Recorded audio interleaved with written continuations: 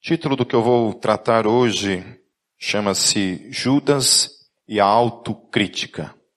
A autocrítica é o ato de o indivíduo reconhecer as qualidades e os defeitos do próprio caráter, ou os erros e acertos de suas ações. Quantos de nós temos essa capacidade da autocrítica? Tem gente que tem demais, né? Tem gente que tem, às vezes, uma autocrítica, às vezes até um pouco exagerada, e não consegue, talvez, enxergar nada de bom. Uma autocrítica no sentido mais negativo do que positivo. E já tem gente que superestima demais, né? Já tem uma autocrítica, né? Não tem, né? A autocrítica dele é baixa, né? Mas conheci gente que tinha uma dificuldade de ter uma autocrítica. Tanto para um lado quanto para o outro mesmo, de enxergar a sua potencialidade, as coisas boas em si, e também a dificuldade de enxergar as coisas que não prestavam, né? As coisas ruins. Dizem que galho velho, né? Difícil se dobrar. Quando é novo, ele tem uma tendência a se dobrar mais fácil do que quando a gente vai envelhecendo, né? O meu pastor, uma vez, ele pregando, terminou de pregar, ele já tem seus 70 anos, ele terminou de pregar num congresso de líderes, e veio uma senhora, assim, no final da pregação, e falou assim: poxa, você me parece uma pessoa muito madura. Aí ele respondeu assim: mas olha, uma pessoa com 70 anos, ou ela é madura, ou ela é retardada. Eu acho que tem gente que é mais para retardado mesmo, né? Acho que a maioria está mais para retardado do que para maduro. E esse é um grande desafio da vida, amadurecer. E a maturidade tem tudo a ver com a autocrítica, com a avaliação que nós periodicamente fazemos acerca de nós mesmos. Perfeito ninguém é. Isso é absolutamente claro e evidente que nós não somos perfeitos. Mas com certeza nós temos em Cristo Jesus a capacidade de mudança. De não sermos o que éramos antes. Vocês têm a capacidade de perceber isso em si mesmo? O quanto vocês já mudaram? Ou ainda não? Ou ainda, quando olha para si mesmo, ainda percebe os mesmos jeitos, as mesmas maneiras, as mesmas formas de lidar com as coisas, né? Passa o tempo, e aí é um problema, porque o tempo vai passando e a gente vai envelhecendo ao invés de amadurecer. E aí vai ficando cada vez pior e cada vez tratar e mudar algumas coisas em nós vão se tornando mais difíceis.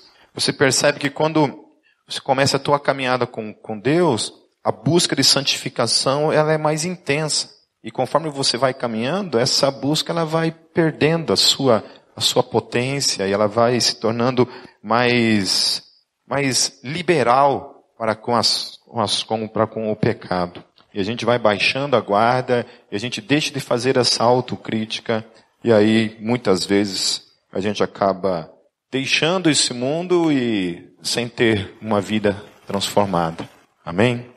Então, o Judas, esse personagem bíblico, que com certeza é um personagem que, quando se trata dele, é uma pessoa que entrou para a história de uma maneira negativa, né? O nome Judas ele era um nome muito comum no tempo de Jesus. Então, Jesus tinha um irmão, inclusive, que se chamava Judas, que depois se transformou num dos líderes da igreja lá em Jerusalém. Mas Judas ele teve o privilégio único na existência de todos os seres humanos que ocuparam e ocupam a história. Ele foi escolhido pelo próprio Jesus para ser um discípulo dele, para caminhar com ele. Lá em João 6,70, quando Jesus chama Judas, eu acho interessante o que João relata. João relata assim: não fui eu que os escolhi, os 12, todavia um de vocês é um diabo. Eu acho interessante isso, que Jesus chama aqueles 12, dos 12, todos eles eram pecadores, sem dúvida. Homens falhos, homens destinados talvez ao inferno, se Jesus não adentrasse em suas histórias. Mas Jesus olha para entre eles, e um deles, ele considera um diabo. De alguma forma Jesus olha para aquele homem e fala que aquele homem não tem jeito. O termo diabo no grego significa enganador. Esse cara é uma farsa. Ele é um dos meus discípulos, ele está entre os outros, porém ele é uma farsa. Ele é um engano, ele é uma mentira. Ele não é genuíno dentre aqueles que estão comigo. E interessante isso, porque ninguém pode enganar Jesus, né? Estava lá, quem olhava para os 12, pensava que os 12 estavam ali e que Jesus não conhecia o coração de Judas. Mas não tem como eu e você enganarmos Deus. Não há jeito, não tem jeito. A gente engana todo mundo. Às vezes a gente engana até mesmo quem está do nosso lado, quem é casado, né, um amigo. Mas o único que a gente não pode enganar é Deus. E aí muitas vezes a gente fica surpreso quando se revela, né, algumas coisas com pessoas que a gente conhece, né, a gente vê escândalos ou mesmo pecados que a gente considera de forma escandalosa, isso nos assusta e a gente fica surpreso, mas nós ficamos surpresos. Mas em Deus não há surpresa, porque Deus conhece quem nós somos, nossas inclinações, nossos erros. Então ele ouviu o evangelho diretamente da fonte. Diretamente da fonte. O evangelho veio da boca de Jesus. Esse evangelho que transforma que transforma a tua vida, ele ouviu direto da fonte. Ele não leu o evangelho, ele viu o evangelho sair da boca do Senhor Jesus, que é a fonte do evangelho. Ele dormiu perto de Jesus durante 3 anos, ele comia com Jesus, ele caminhava com Jesus, ele viu os cegos enxergarem, ele viu os paralíticos andarem, ele viu os demônios submeterem à autoridade do Senhor Jesus. E essa mesma autoridade que Jesus tinha sobre os demônios, houve um momento em que Jesus deu para eles essa mesma autoridade, lá em Mateus 10, versículos 1 a 4, diz assim: chamando os seus 12 discípulos, observe que o texto não está falando de 11, está falando de 12, ou seja, o próprio Judas estava entre eles. E o texto diz, deu-lhes autoridade para expulsar os espíritos imundos e curar todas as doenças e enfermidades. Essa autoridade que foi dada para os 12, entre eles, quem tinha essa autoridade, que era um diabo, era um enganador, também tinha essa autoridade. Então percebe que muitas vezes esse tipo de coisa não diz nada. Essas coisas não dizem nada. Quando Jesus fala que chegará o dia, e quando ele voltar, muitos me dirão, Senhor, Senhor, em teu nome nós expulsamos demônios, nós operamos milagres e nós profetizamos. Em teu nome nós fizemos todas essas coisas. E o texto diz que Jesus olhará para eles e dirá, não vos conheço, apartai-vos de mim, vós os que praticais iniquidade. Dentro disso é a forma como eu olho para Hebreus, quando Hebreus fala que aqueles que uma vez foram iluminados, provaram do dom de Deus, foram participantes do Espírito Santo de Deus, e esses caíram, o texto diz que é impossível renová-los para arrependimento. Então há uma categoria de pessoas dentro da fé cristã que tem tudo isso, toda essa encenação e de fato opera esse tipo de coisas, mas que aos olhos de Jesus não faz parte de um relacionamento. Ele não conhece de modo íntimo, na sua intimidade, na sua vida diária, pessoas que não têm uma relação genuína com Ele. Então a gente olha para isso, eu fico pensando, como Jesus dá para esse homem, sabendo quem é esse homem, Jesus lhe dá esse tipo de autoridade. Além disso, ele viu Jesus andar sobre as águas, ele viu Jesus fazer os ventos lhe obedecerem, ele viu algo muito mais incrível ainda, ele viu os mortos ressuscitarem. Ele viu Jesus se relacionando com aqueles que eram repudiados por todos. Mas tudo isso, mesmo ele vendo tudo isso, ele recebendo de Jesus essa confiança de fazer parte do grupo de Jesus, toda essa confiança não foi suficiente para mudar quem Jesus era, quem Judas era. Apesar de tudo isso, Judas permanecia sendo quem ele era. Ele não conseguia fazer uma autocrítica acerca de si mesmo. As coisas que ele via acontecendo no reino de Deus não o transformavam. A mensagem de Jesus não o transformava. Ele permanecia sendo aquele coração, o mesmo coração de engano que estava antes dele caminhar com Jesus. Durante toda essa caminhada, o coração dele permanecia intocável, sem transformação alguma. Nós uma vez ajudamos um menino que morava aqui na Travessa da Lapa. A gente ajudava ele com dinheiro, a gente ajudava ele com alimento, com roupas, e ele sempre estava aqui com a gente. Aí uma vez entraram aqui na Gólgota, a gente não tinha alarme na época, roubaram violão, microfones, cabeçote, roubaram bastante equipamento aqui.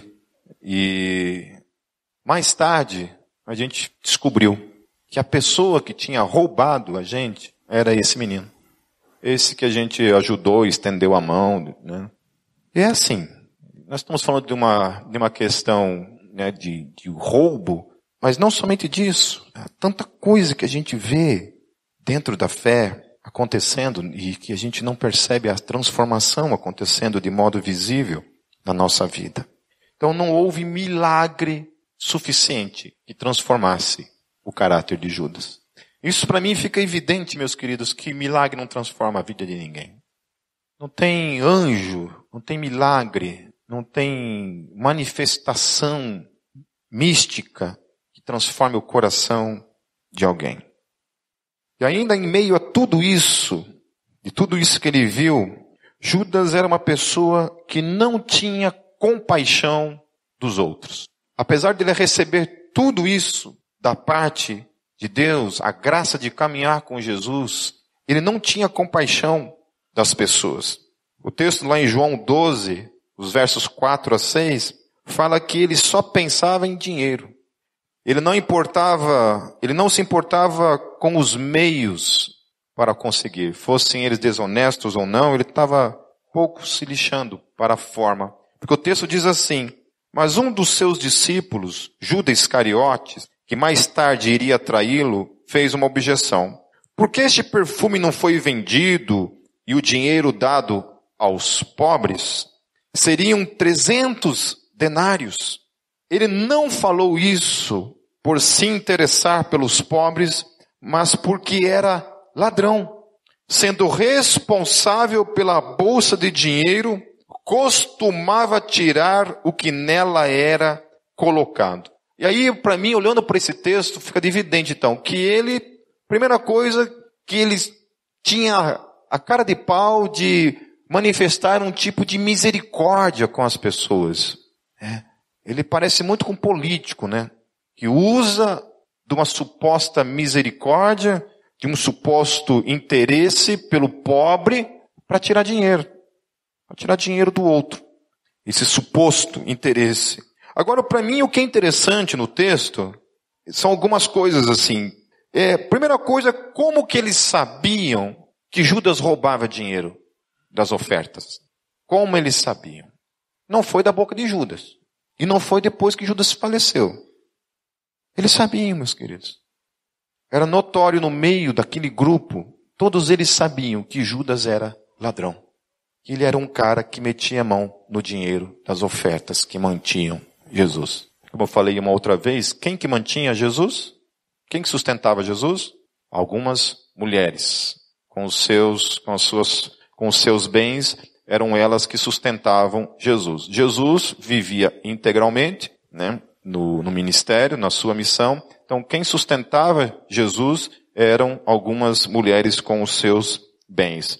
E aí, Judas pegava esse dinheiro, roubava esse dinheiro. E aí eu acho interessante que Jesus, sabendo quem Judas era, Jesus confia nele O grupo todo confia num ladrão para cuidar do quê? Do dinheiro. É a mesma coisa que você ser um traficante e colocar o cara maior nóia de todos para cuidar da boca, né? Não vai dar certo. Não vai dar certo. Mas, no entanto, Jesus ainda assim não o confronta, não fala nada. Simplesmente o deixa ali. E é nessas horas que eu acho interessante a forma como Deus age. Que há pessoas que, apesar de tudo isso, Deus utiliza eles para um fim. Pessoas que não são transformadas. Pessoas que não são ensináveis, né? Tem um princípio em Renovo, que a primeira, talvez, uma das características de um homem renovo, de uma mulher renovo, que para fazer parte de um discipulado, você precisa ser uma pessoa ensinável. O teu coração tem que ser um coração ensinável. Um coração que diz, eu quero aprender. E aprender de modo transformador. Aprender de uma maneira em que as coisas em que eu aprenda me transformem. Agora, se nós chegamos num momento de discipulado e a gente não quer ou não se coloca numa condição de ser uma pessoa ensinável, aí é perda de tempo. Teve um dos pastores que fez parte do meu grupo de renovo, pastor Edson sempre passava assim tarefas para a gente fazer de leituras de livro.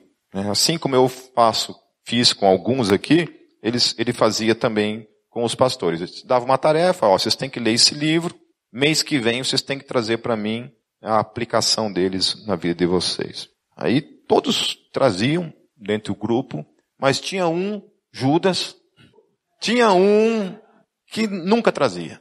Tem no outro mês de novo. E o pastor sempre dando, né, uma chance. Até o momento em que o pastor Edson chega, chama ele em secreto e fala, meu querido, não é o tempo de caminharmos juntos.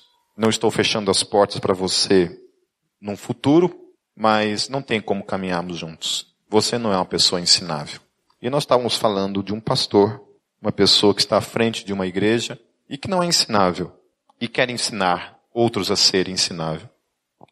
Judas, ele tinha uma tendência que é uma tendência de absolutamente quase todos nós. A tendência de não enxergar o prejuízo que nossas ações traz para os outros. Nós temos a tendência de não olhar para o prejuízo que as nossas ações pecaminosas trazem para os outros. Lá em Mateus, no capítulo 27, a partir do versículo 1, diz assim, de manhã cedo, todos os chefes dos sacerdotes e líderes religiosos do povo tomaram a decisão de condenar Jesus à morte. E amarrando-o, levaram-no e o entregaram a Pilatos, o governador. Então a decisão havia sido tomada por eles. E a decisão é que Jesus, ao confessar que ele era o Filho de Deus, eu não sei, acho que eu comentei para vocês de um debate entre William Lane Craig e um mestre islâmico. Ele ficava argumentando que o termo Filho de Deus é um termo comum, era utilizado de modo comum. Eu disse, nossa, mas então, como pode? Se era um termo comum, Jesus foi condenado por ser chamado por um termo comum? Não havia nenhum sentido nisso. Então, quando Jesus fala que ele é o Filho de Deus, Marcos fala que ele fala categoricamente diante da pergunta, ok, agora você está debaixo de um juramento. Você é o Filho de Deus? E Marcos fala que ele responde, eu sou. E quando ele responde, eu sou, ele emenda. E vocês verão o Filho do Homem vindo sobre as nuvens, à direita de Deus Todo-Poderoso. E aí o sumo sacerdote rasga suas vestes e diz, blasfêmia, digno de morte. E aí tudo isso, então eles condenam Jesus à morte. Aí talvez Judas, quando ele trai Jesus, ele não tinha em mente a dimensão de que a sua traição levaria Jesus à morte.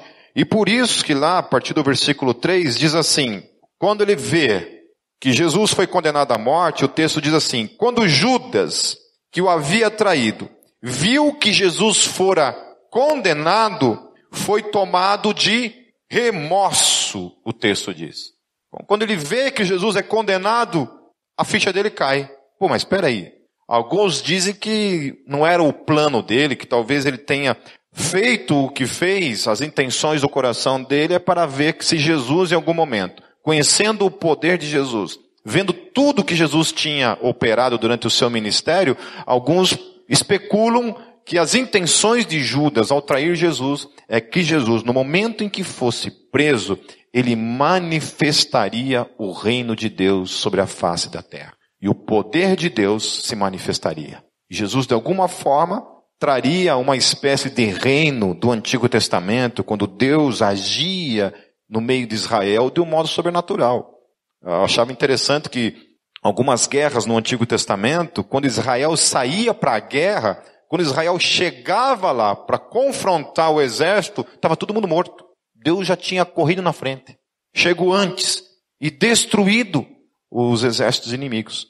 E aí talvez Judas tivesse em mente algum tipo de coisa assim. Olha, quando Jesus for condenado ali, ele vai finalmente então invocar as legiões de anjos que virão e vão destruir o Império Romano e novamente restaurar a glória de Israel. E aí quando ele vê que Jesus é condenado e condenado à morte e nada acontece, Jesus fica quieto, não revida, não se defende, do contrário, faz uma confissão que o condena à morte.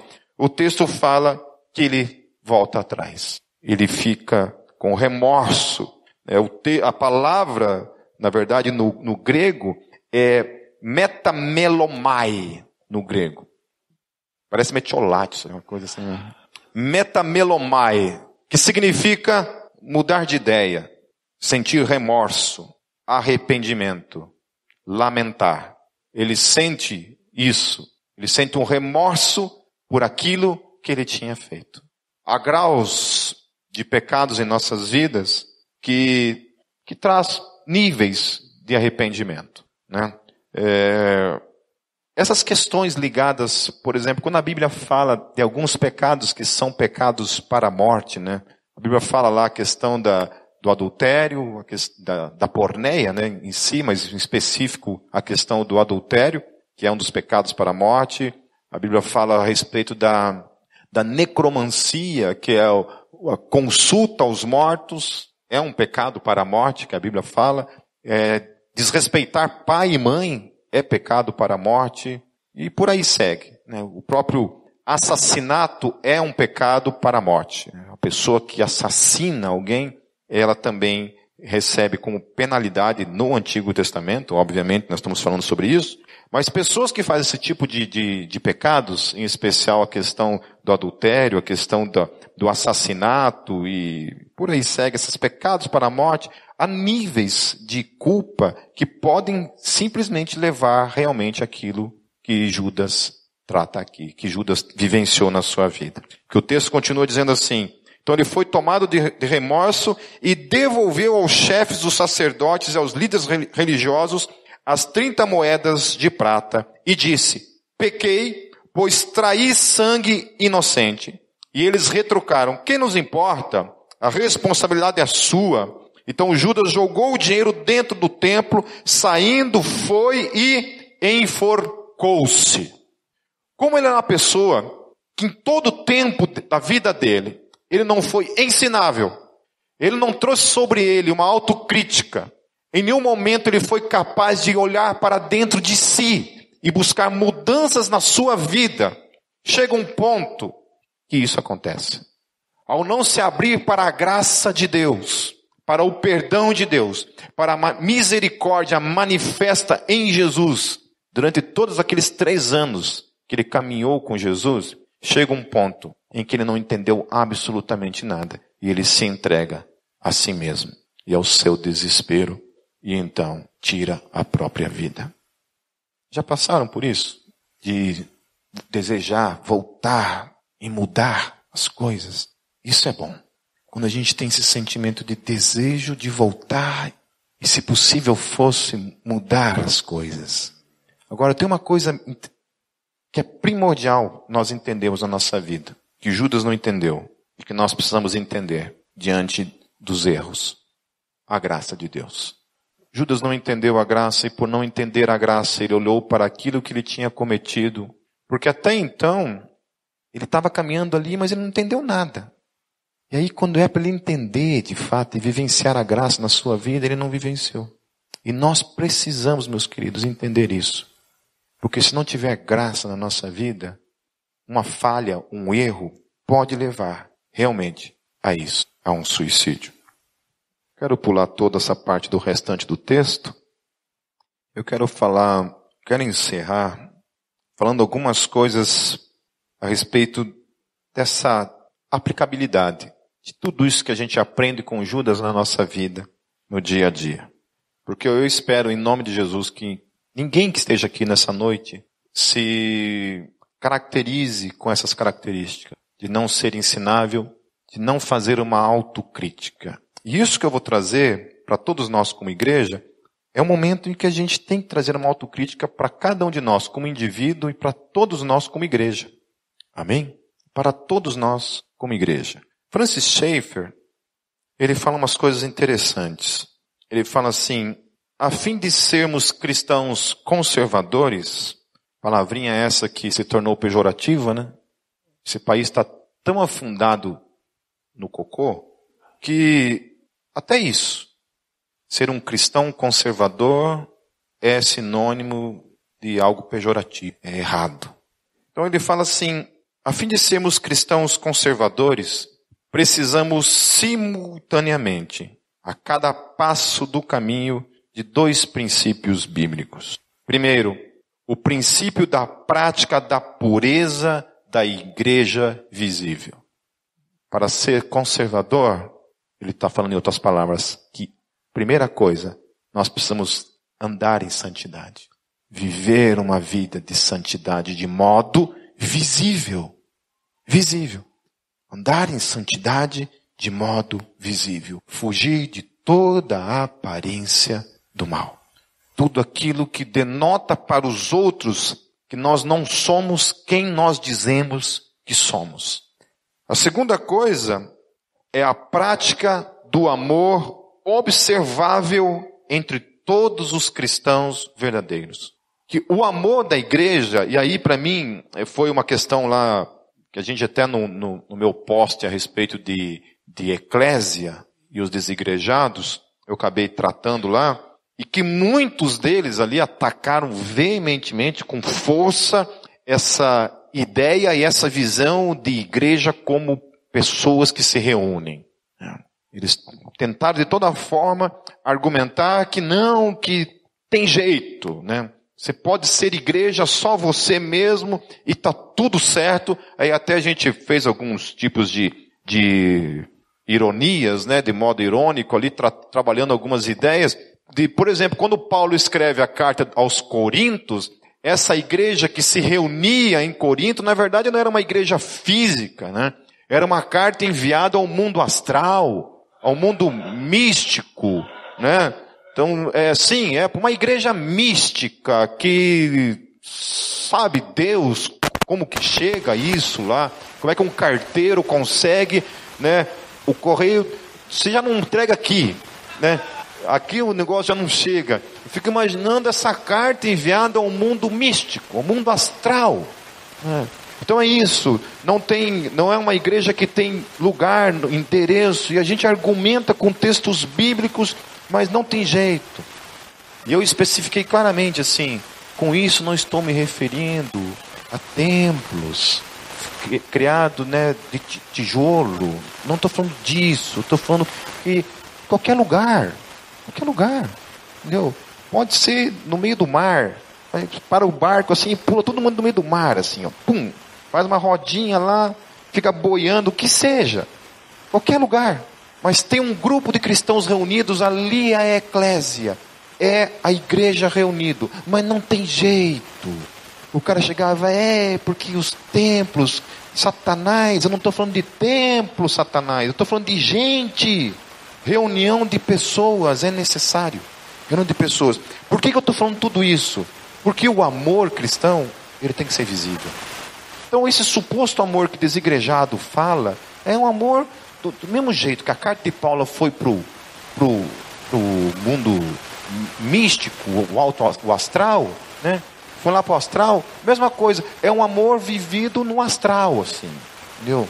É assim, eu fico imaginando esses desigrejados, para mim parece assim, na verdade, para mim parece assim um bando de hippie, fumando baseado e vivendo aquele paz e amor, assim, sabe, aquela coisa mística, mas que não tem praticidade no dia a dia.